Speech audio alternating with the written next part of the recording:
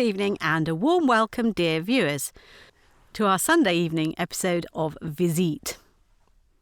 Medical advice from a holistic point of view. And I would like to take this opportunity to thank you very much again for the many letters that show me where your worries are or what things are important to you. And let me start with an email from Cecilia.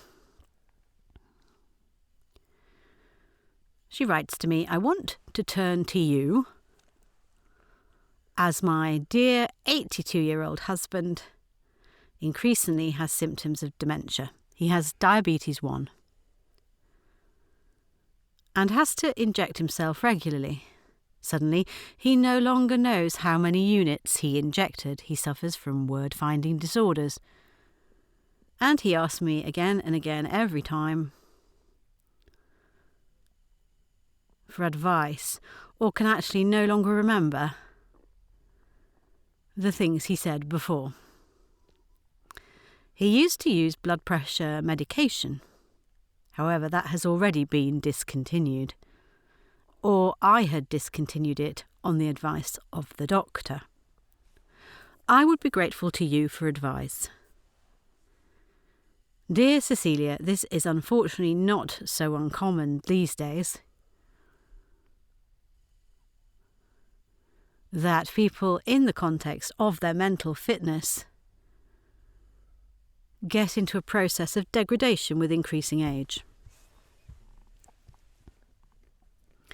But what I think is more important is,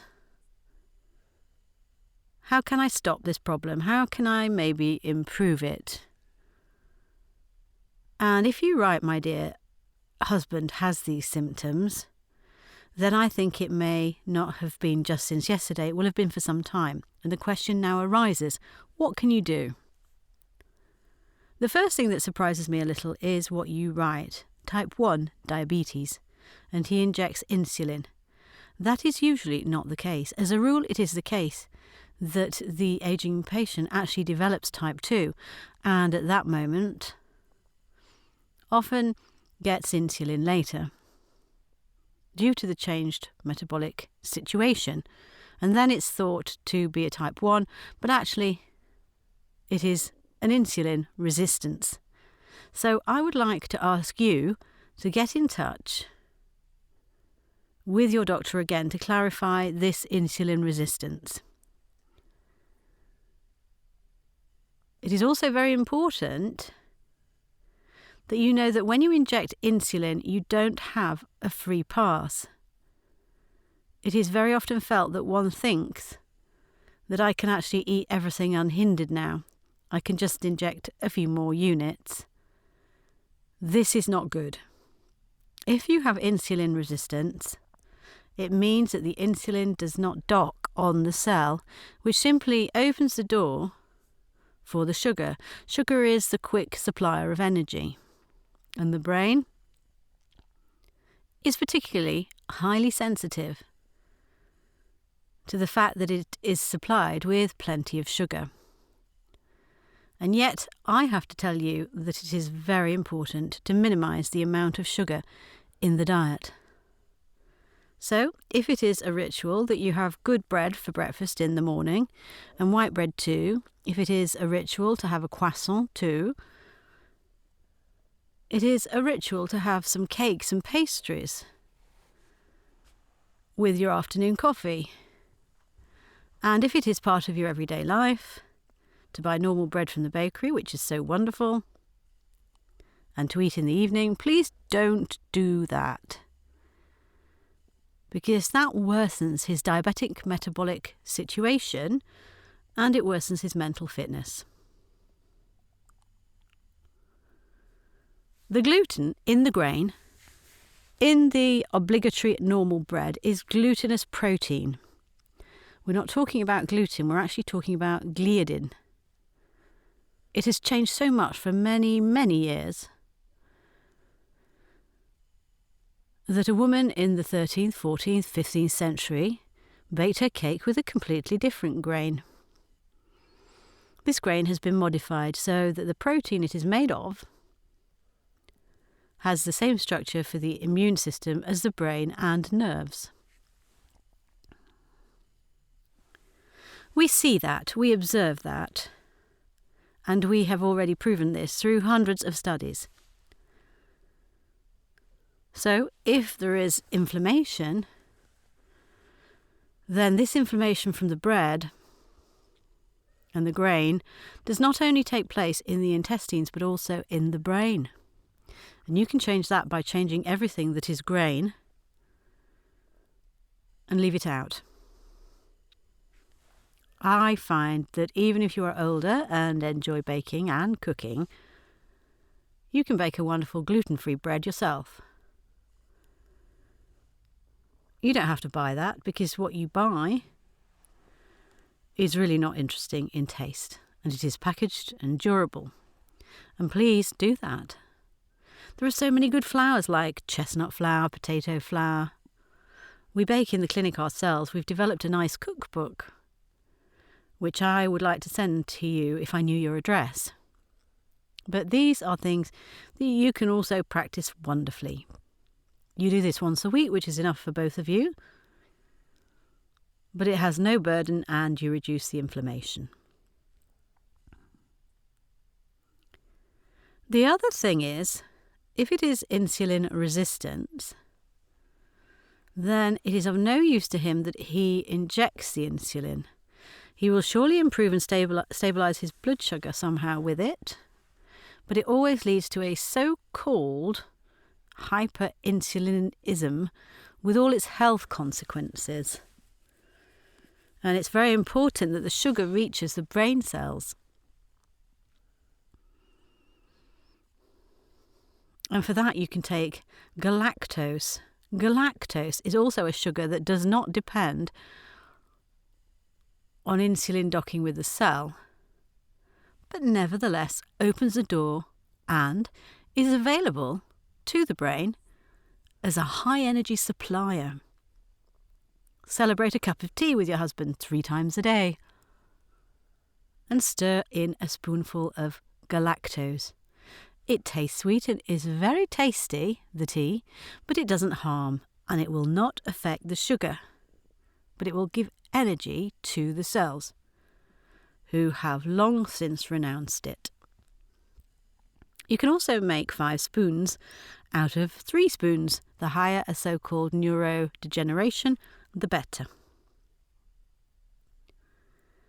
We are talking about an inflammatory process or an incredibly differentiated cause. And because of this, and because also the brain performance in certain centres, especially with regard to short-term memory, is influenced by these inflammatory processes, also neurotransmitter activities. So these are the messenger substances which very quickly transport information from one nerve cell to another. Because this also means inflammation. And neurotransmitter production cannot keep up with that, or the so-called pre- and post-synaptic receptors do not dock. You have to do something to reduce inflammation in the brain. You do that, for example, with high doses of omega-3, a high-quality omega-3 product, on a vegan basis, fish oil basis. Please seek advice and give your husband 2,000 to 3,000 milligrams per day.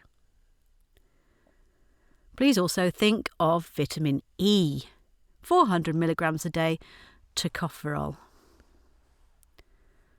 It is also important to be aware of disturbances in the area of perhaps creativity.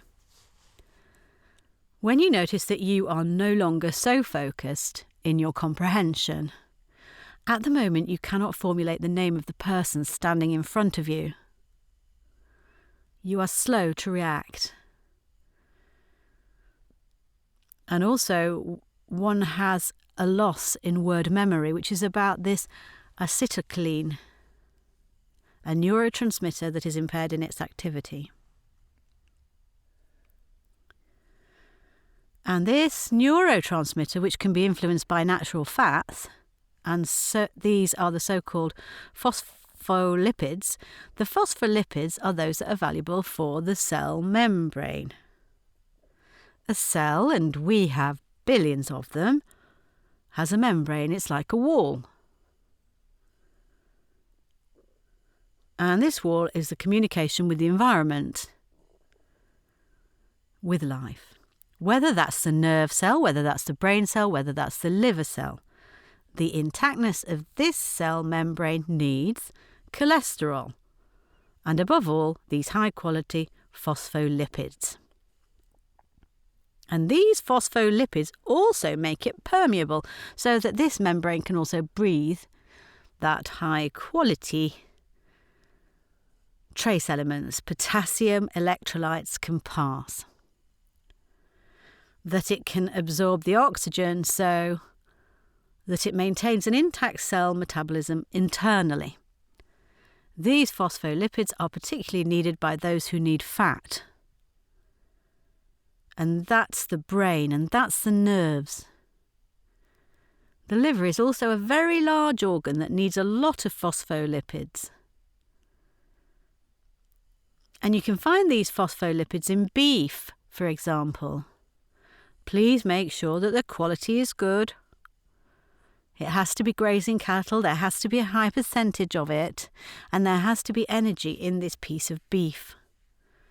Eggs are very important. Please note, however, that these are organic eggs, that they are not polluted. And give your husband some of these organic eggs, please. About 4, 5 raw egg yolks, and maybe stir them into the galactose. Because galactose is a sugar.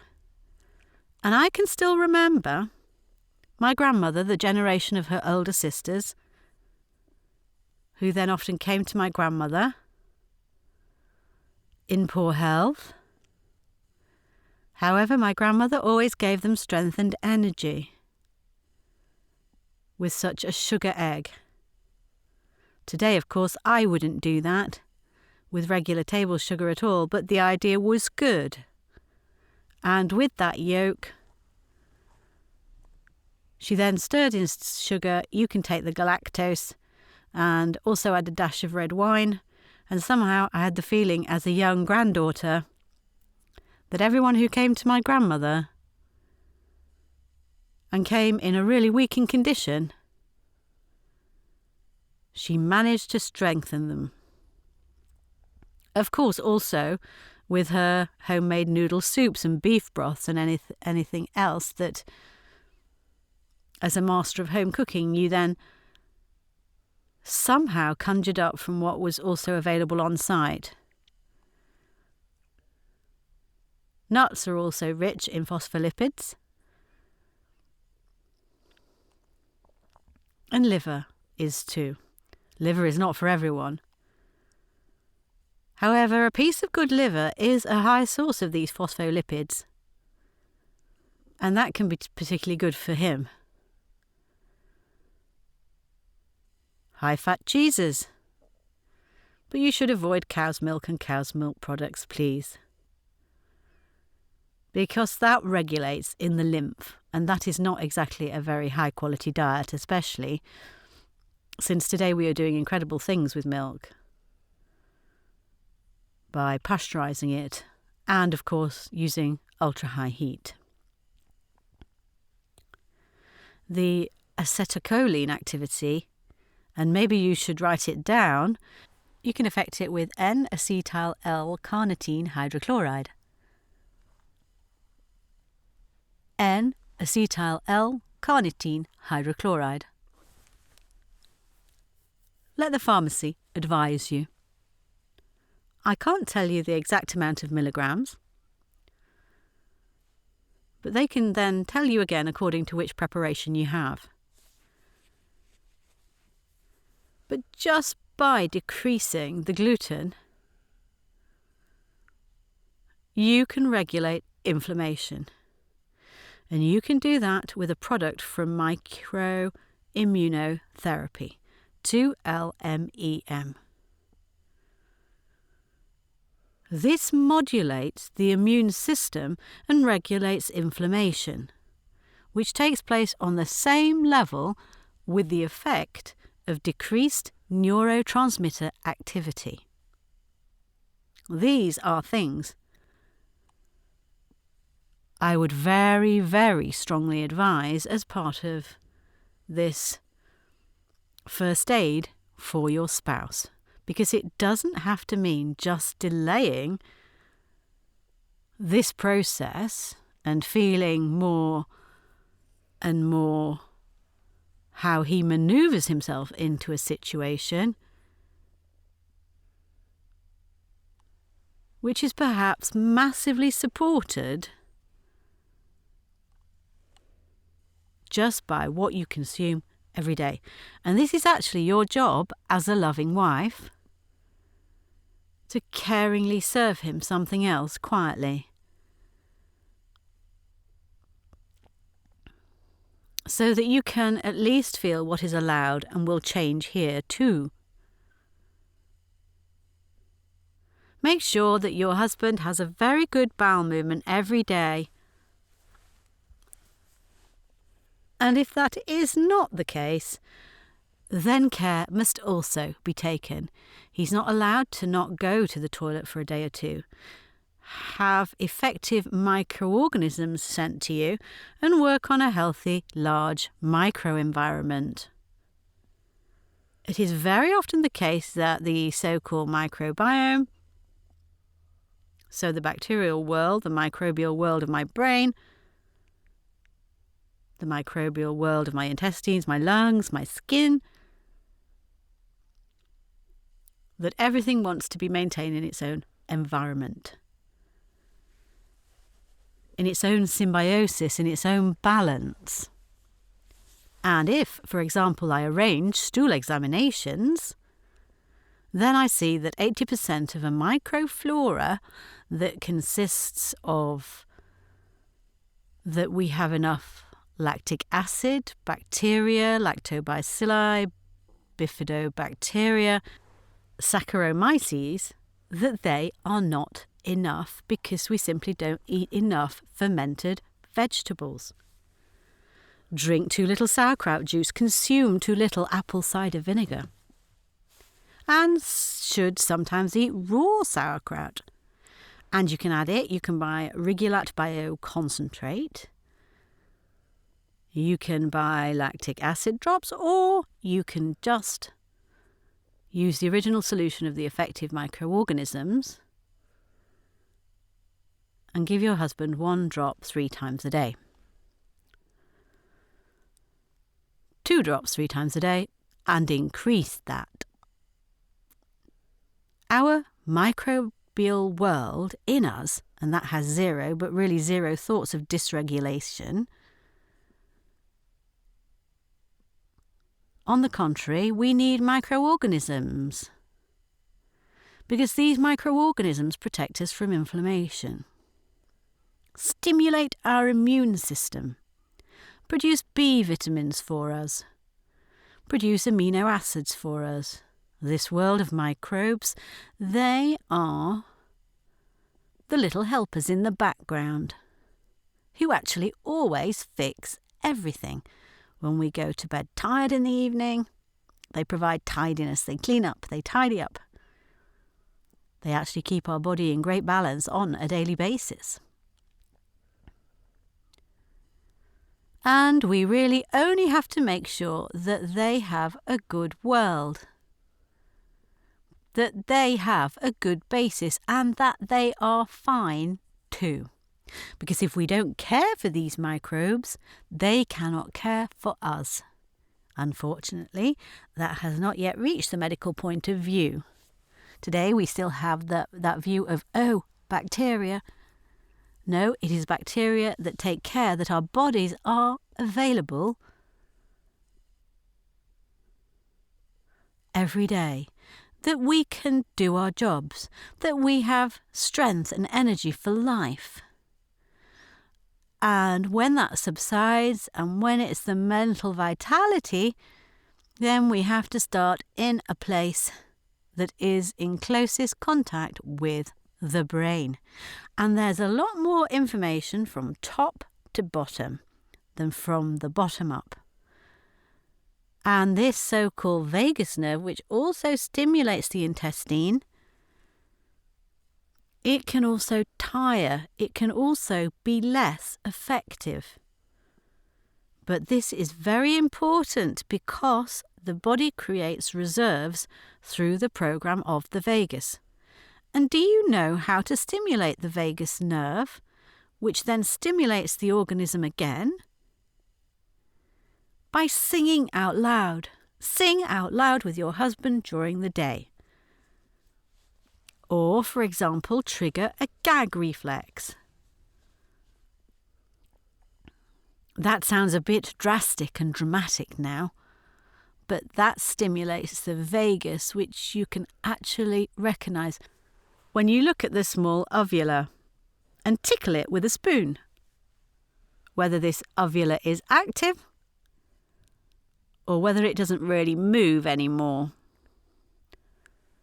There is a lot to do. And what I don't want to hear in any case, when I'm 82, that someone tells me, then that's the way it is. You are also of a considerable age. Regeneration always takes place right up to the last breath. Because the body always has one goal. It wants to live and it wants to survive. And it directs all his strength towards survival. But when it has become tired in many processes, when it has become tired in the stress, to no longer tolerate things, then we have to help it right there. And if it was normal and obligatory for you in your marriage to buy bread from the bakery,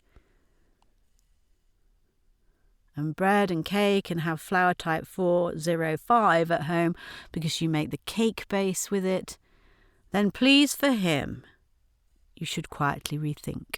That makes a lot of sense. Many neurodegenerative diseases, but also epilepsy, for example, in the past you didn't even know how to treat them. People have been simply deprived of sugar. Grain is sugar. It's not even just about gluten. And that's why it makes a lot of sense that of all these little things, you should just try to implement one or the other quietly.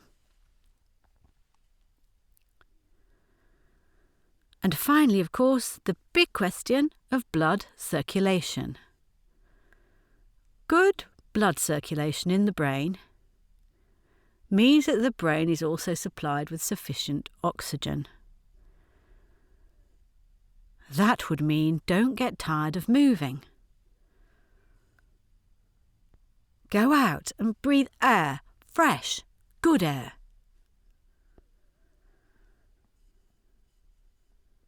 And best of all, if you both sit down nicely on a park bench, watch people, maybe sometimes just share your thoughts. And maybe think about all the beautiful things that connected the two of you over the course of these many years and decades. Just focus on yourself and breathe deeply. Because breath is life. You can stop eating for weeks. The body can tolerate it. You can stop drinking for 3 days. That's not a death sentence. Not much longer, but 3 days is possible. But if you don't breathe for 3 or 4 minutes, that's the end. So take a deep breath and try it out with your husband 3 times a day. Breathe in for several minutes, deeply into the stomach,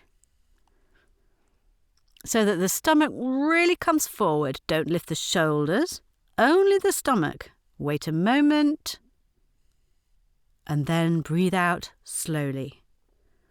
And ideally either all through the nose or through the lip break. When you sit alone in the garden on your bench, you can also combine the exhalation with a sound. Not only would this tone stimulate the vagus nerve well, but you will see that a tone like Om, for example, allows for a much longer exhalation cycle. It is incredible what can be achieved with good, deep breathing. People always breathe very shallowly. We don't even realise how important it is to breathe deeply. But at that moment, you kick off a really big program. And that is the parasympathetic one. The vagus nerve is now being stimulated and opens the periphery for oxygen. With the relaxation of the vessels, the cell is better supplied. And that's the key. The key to everything is adequate breathing, also at the cellular level. That also means the respiratory chain, this citric acid cycle in the energy power plants of every cell. These are perhaps not things that are so incredibly highly scientifically spectacular, but I believe they will help you in caring for your dear husband and for everyone else who may or may not be affected by a similar problem. To remember that what you can influence is in your hand. And what could develop in the body and what you actually wish to prevent. With this in mind, I wish you all a wonderful remaining Sunday evening, and I am really looking forward to the coming Sunday evening. Goodbye.